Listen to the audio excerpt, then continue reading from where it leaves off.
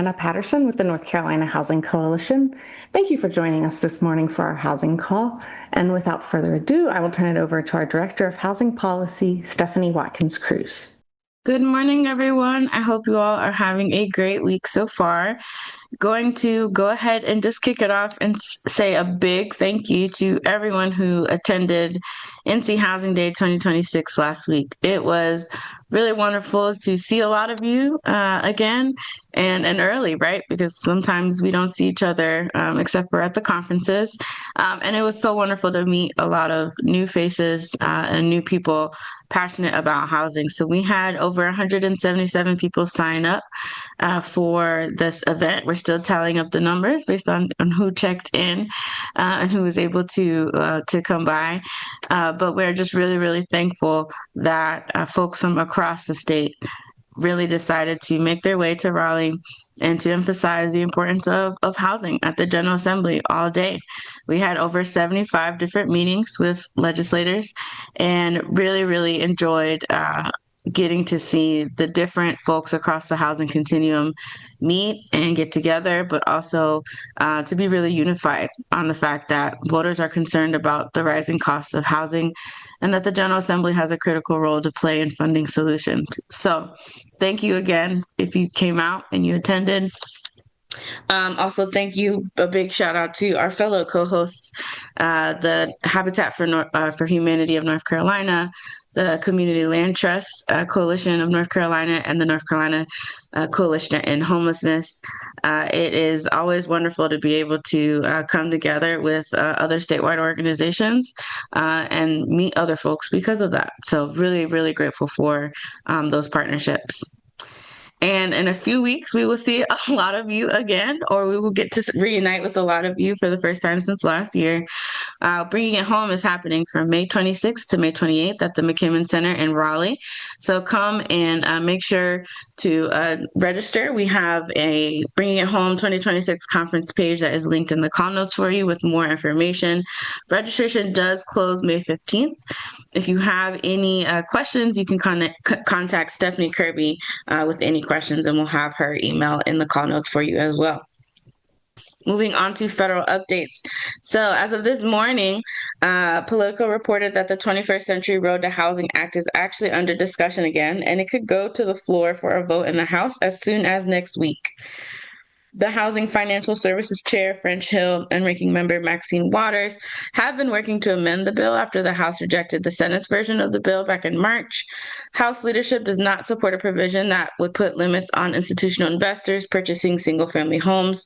The National Income Housing Coalition actually just published an updated explainer on the bill that we will link in the call notes for you.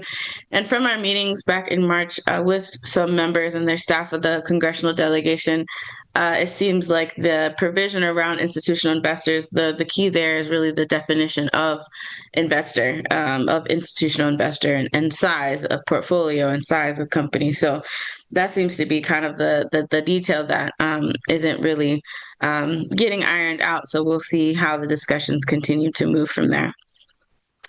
Also, the Department of Housing and Urban Development, HUD, released their 2026 income limits on last week on May 1st. They released these income limits and they use these to calculate income eligibility for HUD programs. HUD calculates these income limits based on median family income and fair market rent area definitions for each geographic area, which is usually a metro area or a county.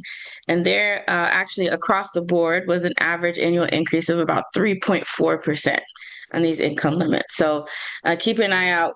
We'll likely kind of take a look and see how we can tell what the impact to North Carolina in our areas were. Also, coming out of HUD, HUD actually is proposing to rescind the LGBTQ plus anti-discrimination protections in HUD programs. Advocates for Trans Equality launches their campaign opposing this rule. On April 28th, HUD published a notice of proposed rulemaking, Equal Access to Housing and HUD Programs Revisions. And this notice of proposed rulemaking seeks to remove regulatory provisions that actually protected access to HUD shelter and housing programs to people regardless of their sexual orientation or gender identity. So if finalized, this rule will remove vital protections for LGBTQ plus people trying trying to access HUD programs. The public comment period is open until June 29th, and we will continue to keep an eye on this and share any updates about additional opportunities to speak out against this proposed rule. On the state side, short session is in swing.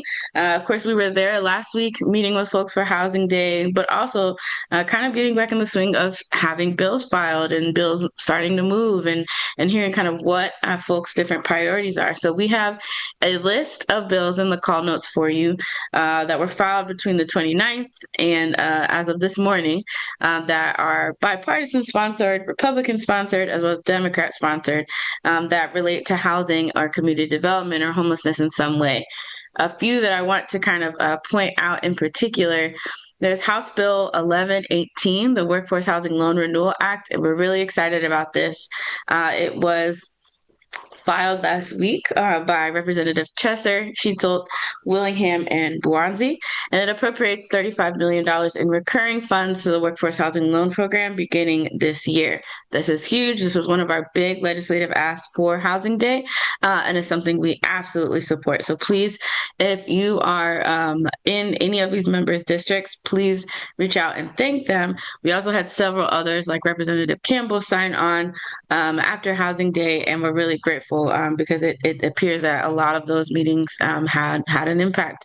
So if you are interested in that bill, the link to that bill is in the call notes. Reach out to the sponsors, but also reach out to other members of the House and encourage them to vote yes for this as it continues to move, hopefully through committee and eventually to the floor. Another piece that we want to lift up is that also mentions the Workforce Housing Loan Program is House Bill 1192, Energy and Housing Affordability Act, sponsored by Representative Sheetzold, Moss, and Pare. It includes a provision that appropriates $35 million to the Workforce Housing Loan Program for this year. And so, again, the Workforce Housing Loan Program is getting the critical attention it needs. We're really excited about House Bill 1118 that would put that, not only restore the $35 million in funds, but to make it recurring.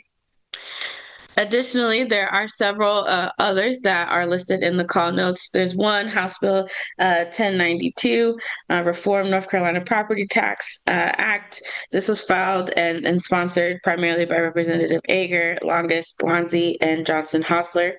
And it amends the Constitution to allow property tax exemptions based on AMI, modifies the property tax homestead circuit breaker, actually updates and modifies the nonprofit affordable housing property tax exemption language, and appropriates $200 million to the North Carolina Association of County Commissioners to provide local governments grants to help them shorten reappraisal cycles.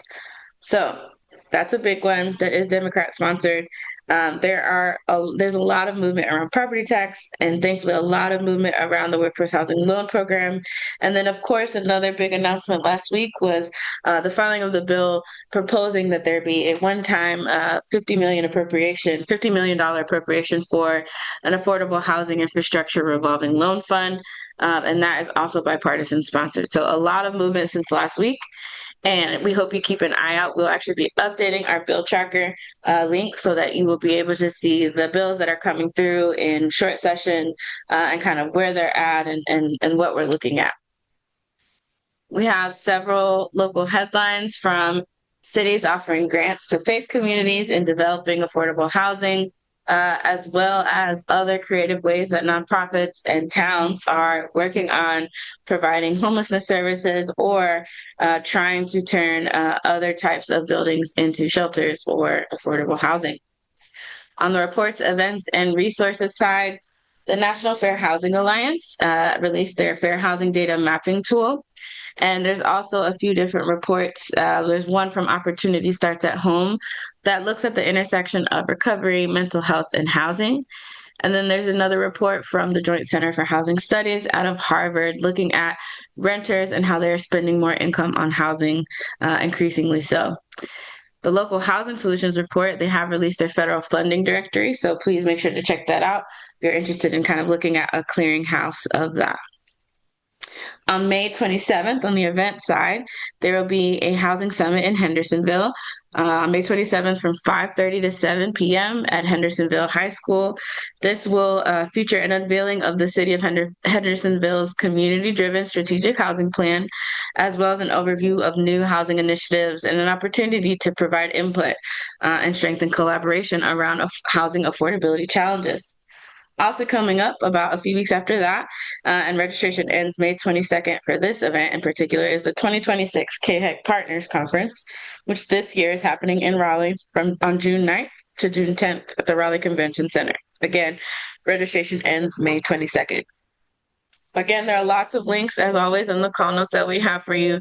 If you missed this call, just go to our website and look for the podcast page, or check out wherever you get your podcast for the recording. Thank you, as always, for tuning in, and we hope you have a great rest of your week. We'll talk to you next time.